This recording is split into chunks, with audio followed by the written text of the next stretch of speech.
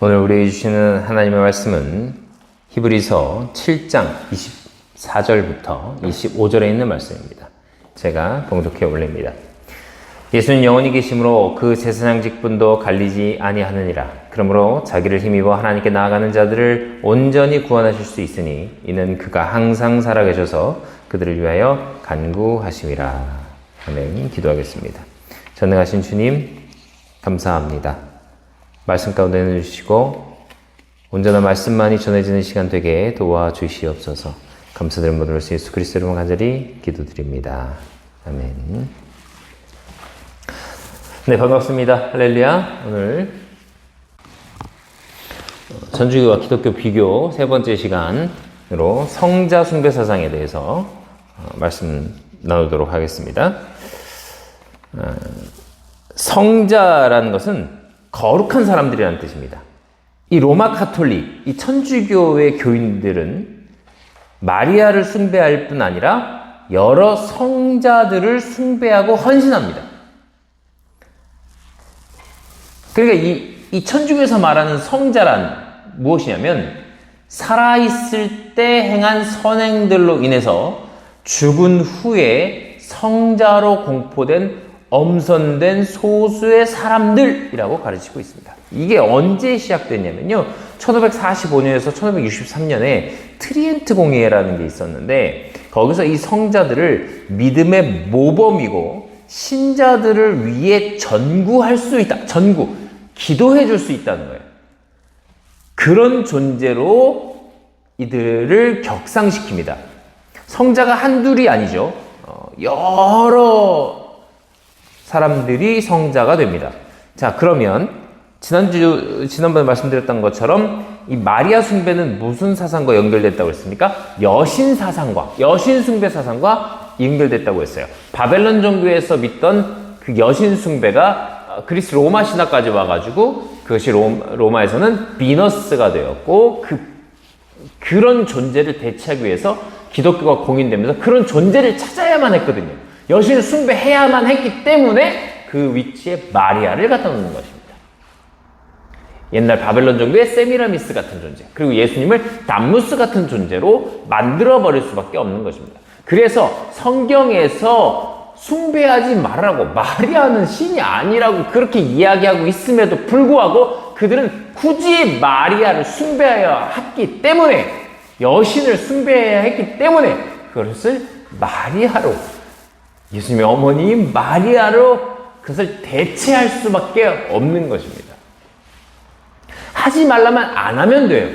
그런데 그것을 대체제가 필요했기 때문에 말을 만들어요. 우리는 공경하는 거지 숭배하는 게 아닙니다라고 그렇게 얘기를 해요. 그러면서 전통을 들이대고 권위를 들이대고 막 여러 가지 얘기를 해요. 예. 이 전통이 얼마나 웃기냐면요. 예수님께서도 뭐라고 말씀하셨냐면 이 전통에 대해서 이야기할 때 유대교의 전통으로 인해서 마태복음 15장에 보면 예수님께 바리새인과 서기관들이 나와서 당신의 제자들이 어찌하여 장로들의 전통을 범하나이까 떡 먹을 때 손을 씻지 아니하다이다 라고 전통을 강조하면서 얘기하니까 예수님께서 대답하여 이르시되 너희는 어찌하여 너희 전통으로 하나님의 계명을 범하느냐라고 하면서 꾸짖으신단 말이에요. 바로 이런 모습이 가톨릭에서 보이는 모습이라는 거예요. 전통을 중시해서 성경을 무시하고 하나님의 계명을 범하는 일을 벌이고 있다는 것입니다. 이 성자 숭배 사상도 마찬가지입니다. 오늘 말씀에서 보면 예수님만이 영원히 계시기 때문에 자기를 힘입어 하나님께 나아가는 자들, 그러니까 예수님의 힘을 얻어 하나님께 나아가는 자들을 온전히 구원하실 수 있으신 분, 그분이 항상 살아계셔서 예수님을 힘입어 하나님께 나아가려고 하는 자들을 위하여 간구하여 주신다는 거예요. 그 간구한 존재가 누구라는 거예요? 예수님이라는 거예요. 그런데 지난번에 말씀드렸던 것처럼 이 사람들이 여신 숭배하면서 마리아를 위해서 뭐라고 그래요? 마리아가 우리를 위해서 기도해 달라고 하잖아요. 예수님이라고 분명히 성경은 말씀하고 있는데 예수님의 위치에 마리아를 갖다 놨다는 거죠. 마찬가지입니다. 성자 숭배 사상도. 성자는 또 한둘이 아니에요. 여러 성자들이 있습니다. 그럼 뭐예요? 다신론이 되는 겁니다. 다신론이 돼요. 여러 신들을 섬기게 되는 거예요. 그들에게도 자신들을 위해서 기도해달라고 이야기하고 있다는 거예요. 카톨릭의 정의를 보면 성자란 뭐라고 얘기하고 있냐면 하늘에서 하나님을 아무 중간 매개물 없이 직접 보며 복락을 누리고 있는 모든 천사와 사람들을 가리키며 특별한 의미에서는 교회의 가르침을 따라서 하나님께 대한 영웅적인 덕행을 실천한 사람이다 이렇게 얘기를 합니다. 그래서 그들의 선행의 공덕이 자신에게 필요한 것보다 더 많기 때문에 다른 사람들, 곧 교회에 속한 사람들에게 나눠줄 수 있는데 이러한 공덕을 얻기 위해서 많은 천주교인들이 그들에게 기도하며 선행의 공덕을 얻어 자신들을 구원받기 위해 기도한다는 거예요. 이게 얼마나 웃긴 얘기입니까? 예수님이란 존재가 있어서 예수님께 기도하면 되는데, 하나님께 기도하면 되는데, 자, 여기 보세요. 중간 매개물 없이. 중간 매개물이 뭐예요? 네? 그러니까 하나님께 직접 얘기할 수 있다는 거예요. 예수님께 직접 얘기할 수 있다는 거예요. 자기들이. 그런데 인간은 뭐예요? 중간 매개물이 있다는 거죠. 예수님께 바로 못 간다는 거예요. 자, 신랑 되신 우리 주님 앞에 나아갈 때에 그걸 막는 건 뭐예요? 그게 우상입니다. 그게 우상이에요. 하나님께 나아가지 못하는 게 우상이잖아요. 하나님이라는 존재가 있는데 다른 존재를 섬기게 하는 것, 그것이 우상 숭배고 우상입니다. 그래서 성자들은 다 동상이 있어요. 여러분, 그리스 로마 신화에 신들이 얼마나 많습니까? 그게 어디서부터 왔냐면 바벨론 종교에서 왔어요. 이 바벨론 종교는 이 바벨탑 쌓을 때 그 니무롯에 의해서 바벨탑이 쌓여지잖아요. 그때부터 있던 종교인데 니무롯에 의해서 그 파생된 이 종교가 한 5,000명의 남신들과 여신들을 섬기는 것으로 발전해가요. 그래서 이 기독인들에게는 그리스와 로마 신화에서 보는 바와 같이 매달 그리고 매일의 어느 특정한 문제를 위한 신이 있고 각기 다른 직업을 위한 신이 있습니다.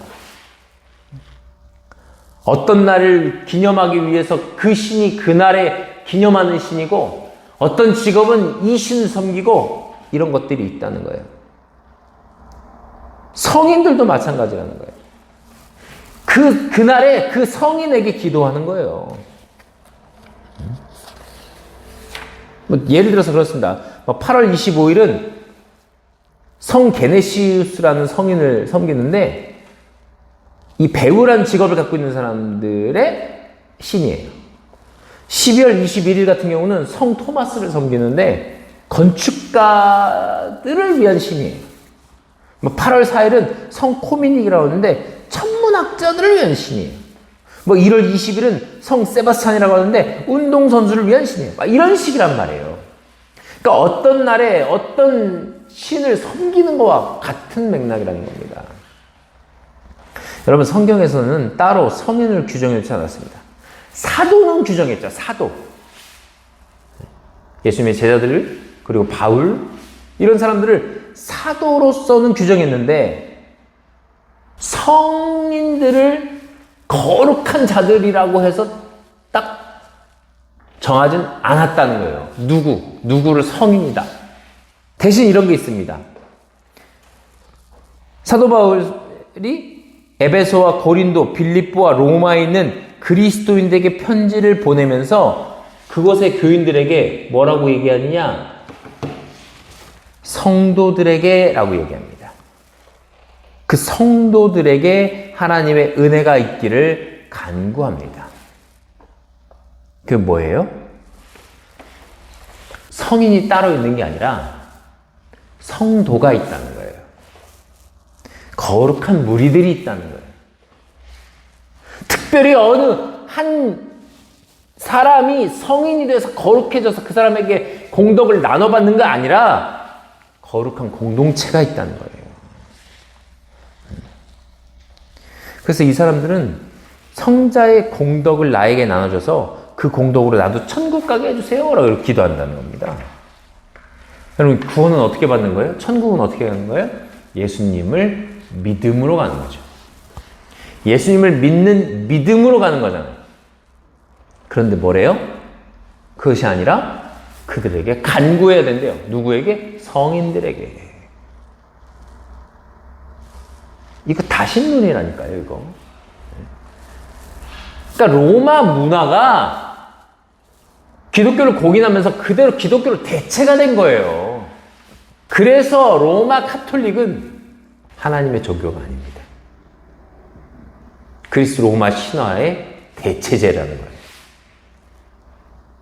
뿌리는 어디라고요? 바벨론 종교라고요. 어쩔 수가 없는 거예요.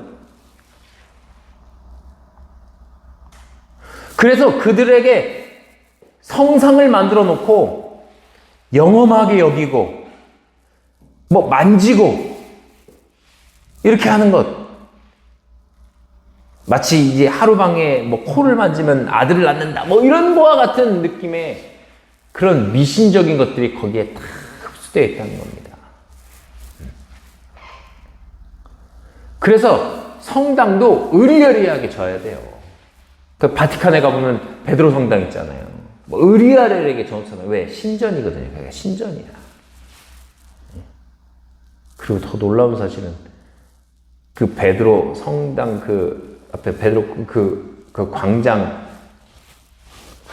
안에 오벨리스크가 있잖아요. 오벨리스크. 이거 이집트 신화에서 온 거예요. 그 신과 교접하는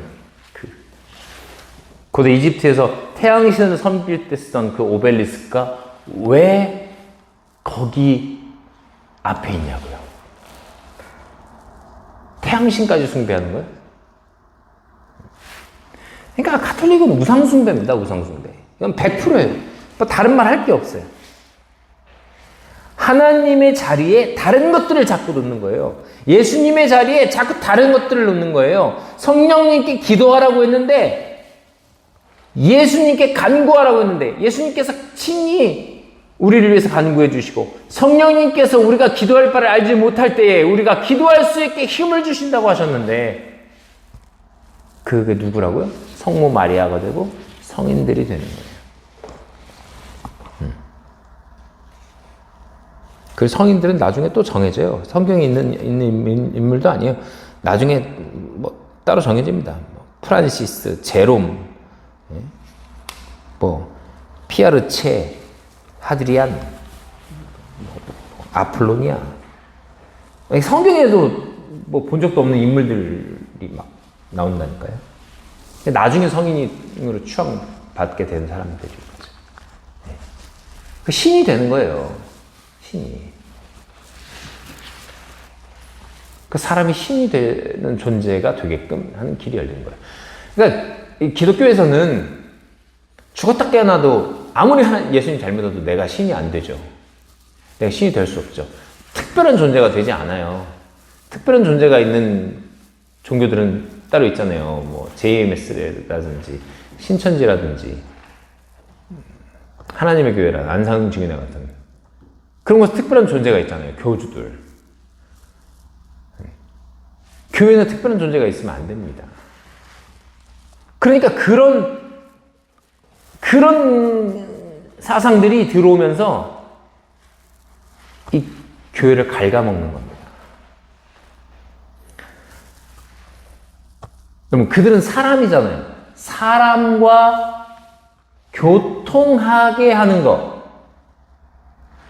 그것이 이 죽은 자들과 접신하는 거와 뭐가 달라요?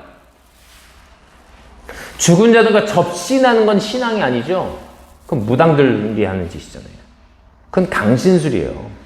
죽은 자의 영혼을 불러내서 그들과 교제하고 교통하고 이게 강신술이잖아요. 그게 뭐예요? 그래서 사도신경에도 성도가 서로 교통하는 것과 이 내용이 있잖아요. 이것이 어쩌면 사도신경이 그 카톨릭의 영향을 받은 거기 때문에 이 성도가 서로 교제하는 거와 교통하는 것, 교통하는 것이 뭐 교제하는 거다라고 얘기는 하는데, 영어로 하면 The Communion of Saints라고 번역을 하는데, 요거는 어떤 단순한 모임이나 교제보다 더 깊은 뜻이라요.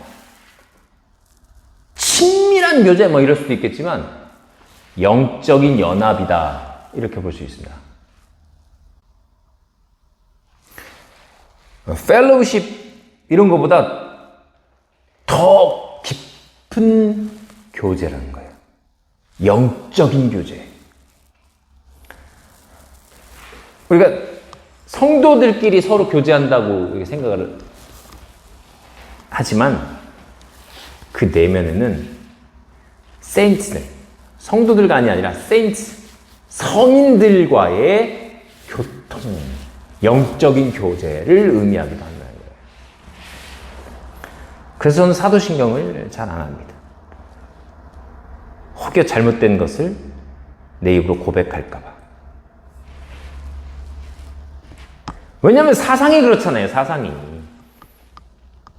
이 사상이 그렇다 보니까 성도들과의 이런 교제와 뭐 이렇게 단순하게 생각할 수 있는 것도 성인들과의 영적인 교통, 강진술이 될 수 있다는 얘기라니까요. 신들과의 교제. 여러분, 우리에게 하나님께서 보여주신 길은 예수 그리스도 한 분밖에 없습니다. 우리가 구원받을 길과 기도해야 될 분은 예수님밖에 없는 거예요. 그래서 예수님의 이름으로 기도하는 거예요. 아버지 하나님께 성령의 힘으로 예수님의 이름으로 기도하는 거예요. 그런데 여기는 성자들하고 성인들하고 교통하라는 거예요. 교제하라는 거예요. 그럼 성자 숭배 사상을 받아들일 때 성경에서 말하는 바와는 전혀 다르고 무관한 내용들을 쫓아 살아가게 됩니다. 죽은 자들은 어떠한 기도도 들어줄 수가 없습니다. 거지 나사로가 아브라함의 품에 있을 때 부자가 아브라함에게 해달라고 한 기도조차 응답되지 않아요. 죽은 자의 기도도 응답되지 않지만 죽은 자를 위한 기도도 응답되지 않습니다. 성인이 신이 되지 않는 한 그들과의 교통은 일어날 수 없습니다. 천주교에서 소위 성자들에게 기도하면 하나님과 나의 관계를 중개해 준다는 것은 예수님만을 우리의 구원자로 인정한다라는 것을 무시하는 엄연한 이단교리입니다.